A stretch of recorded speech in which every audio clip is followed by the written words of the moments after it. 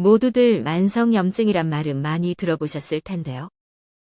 정확히 무엇인지 알고 계신가요? 만성염증은 우리 몸의 방어 체계가 너무 오래 활성화된 상태입니다. 상처가 생기면 몸은 염증 반응을 일으켜 그 부위를 보호하려는데요. 만성염증에서는 이 방어 체계가 지나치게 활성화되어 염증 반응이 멈추지 않고 계속 일어나게 되는 거죠. 오늘은 우리 몸에 만성염증이 있는지를 어떻게 확인할 수 있는지, 그리고 항산화 식품으로 유명한 마늘이 어떻게 만성염증에 도움이 되는지, 만성염증을 잡기 위해 마늘을 어떻게 복용하는 것이 가장 좋을지 지금부터 함께 알아보시죠. 만성염증이 나쁘다는 것은 알고 있는데 도대체 만성염증이 여러 가지 질환을 일으키는 이유가 무엇일까요? 사실 만성염증은 우리 몸의 면역 시스템이 너무 과도하게 반응하거나 잘못된 신호를 받아들이기 때문에 발생할 수 있어요. 이렇게 만성염증이 지속되면 다양한 질환들이 발생할 수 있는데 심장병, 당뇨병, 관절염 등이 대표적인 예죠. 만약 우리 몸속에 만성염증이 있는지 확인하고 싶다면 어떻게 할 수 있을까요? 증상을 통해서 간단하게 확인할 수 있어요. 만약 피로, 근육통, 발열, 관절통, 소화 문제, 피부 장애 등 다양한 증상이 지속적으로 또 하나가 아닌 둘에서 셋 이상 함께 나타난다면 만성염증의 가능성이 있으니 주의해야 합니다. 혈액 검사를 통해서도 확인 가능합니다.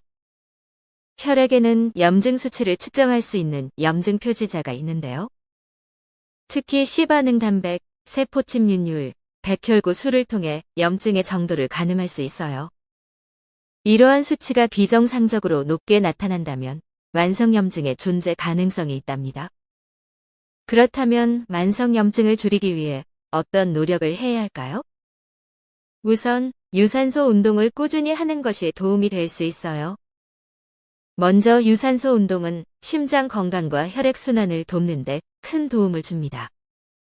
걷기나 조깅, 수영, 자전거 타기와 같은 유산소 운동을 일주일에 두세 번 꾸준히 30분 이상 하게 되면 체내 염증을 줄일 수 있다고 하네요. 두 번째로 햇볕을 쬐며 산책하는 것인데요. 우리 몸속 비타민 D는 꼭 햇볕이 있어야 합성되는데요. 이 비타민 D는 면역 시스템을 강화하고 염증을 줄이는 데 도움을 줍니다. 꼭 걷지 않아도 햇볕을 쬐는 것 자체가 중요하니 하루 30분 정도는 낮 시간에 밖에 나가 보시는 것을 추천드려요. 세 번째, 항염식품을 복용하는 것입니다. 평소 먹는 식단에 항염식품을 포함하는 것만으로도 큰 도움이 되는데요. 대표적인 항염식품으로는 녹차, 과일, 야채, 고구마, 생선, 견과류 등이 있답니다. 그 중에서도 오늘 소개해드릴 마늘은 강력한 항염식품으로 유명한데요. 마늘 속 유익한 화합물인 알리신이 염증을 억제한답니다. 알리신은 마늘에 들어있는 유황 화합물로 매운맛과 독한 냄새를 나게 하는데요. 이 알리신은 마늘을 자르거나 으깨서 조직을 상하게 할 때 만들어지는데요. 이 알리신은 암세포 분열을 억제하고 암세포 사멸을 유도한다고 합니다. 2015년 국제학술지인 영양과 암에는 마늘을 연간 1인당 5kg 이상 섭취하면 위암 발병률이 낮다는 내용이 실렸는데 계산해보면 하루에 4g 정도의 마늘이 필요하다는 의미인데요. 보통 크기의 마늘 한두 알이면 4g이라고 하니 참고해보세요. 또 알리신은 강력한 항균 작용이 있어 식중독균을 죽이는데요. 특히 위궤양의 원인이 되는 헬리코박터 파일로리균을 죽이는 효과도 있습니다. 게다가 항산화 작용을 통해 체내 활성산소로부터 세포를 보호하여 노화를 예방하고 면역력을 강화시켜 준답니다. 여러분, 마늘 주사라는 말 들어보셨나요? 요즘 병원에 가면 피로회복 목적으로 마늘 주사라고 부르는 수액을 놔주는데요.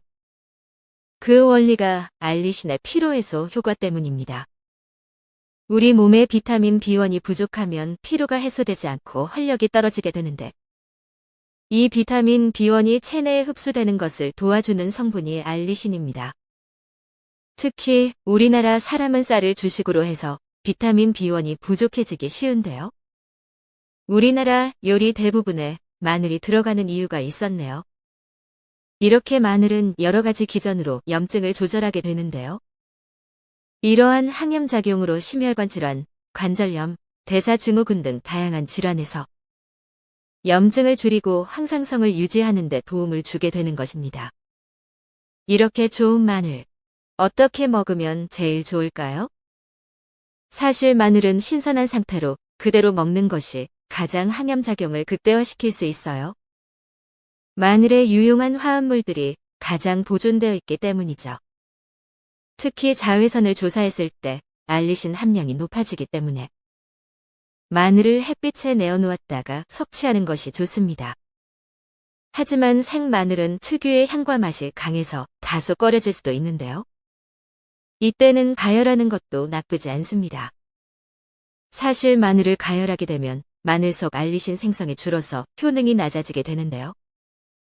자르거나 다진 상태로 몇 분 두어서 알리신 생성을 많이 유도해 놓고 그 이후에 가열해서 복용하는 것도 한 가지 방법입니다. 마늘을 숙성시켜 만든 흑마늘로 복용하시는 것도 좋아요. 흑마늘은 일정한 온도와 습도에서 장기간 숙성된 마늘로 매우 부드럽고 고소한 맛을 가지고 있어요. 사실 흑마늘도 가열 과정을 거치기 때문에 알리신 함량은 조금 감소하지만 대신 S알리시스테인이라는 물질이 추가로 생성되어 항염작용을 강화시킬 수 있답니다. 또 마늘 특유의 향과 맛을 완화하고 부드럽게 섭취하고 싶다면 꿀과 함께 복용해보세요. 마늘과 꿀은 모두 항산화 효과와 면역력 증진의 효과가 있는데요. 특히 꿀에는 항균 작용과 면역 조절 효과를 가진 다양한 비타민과 미네랄이 함유되어 있어서 마늘과 꿀을 섞어서 드시면 마늘의 효능을 더욱 즐길 수 있답니다. 또한 마늘이 위벽을 자극해서 위장이 약하신 분들이 복용하기 힘든데 이때 꿀이 소화를 돕는 효소를 포함하고 있어서 마늘과 꿀을 함께 드시면 좋아요. 마지막으로 마늘을 복용할 때 주의해야 할 사항도 있어요. 마늘은 혈액 응고를 방해해서 혈전이 생기는 것을 억제하고 콜레스테롤 수치를 낮춰주는데요.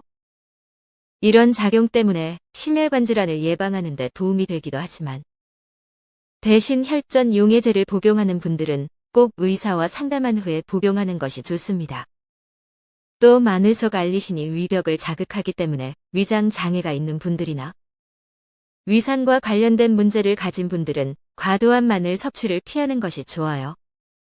이렇게 유용한 마늘을 적절하게 복용하면 만성염증을 줄이는 데 도움을 줄 수 있어요.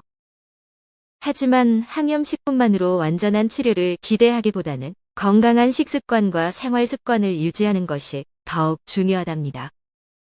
건강을 위해 조금씩 마늘을 즐기면서 만성염증을 예방하고 관리하는 데 도움이 되었으면 좋겠어요. 건강한 마음과 몸으로 행복한 일상을 만들어가세요. 구독과 좋아요는 큰 힘이 됩니다.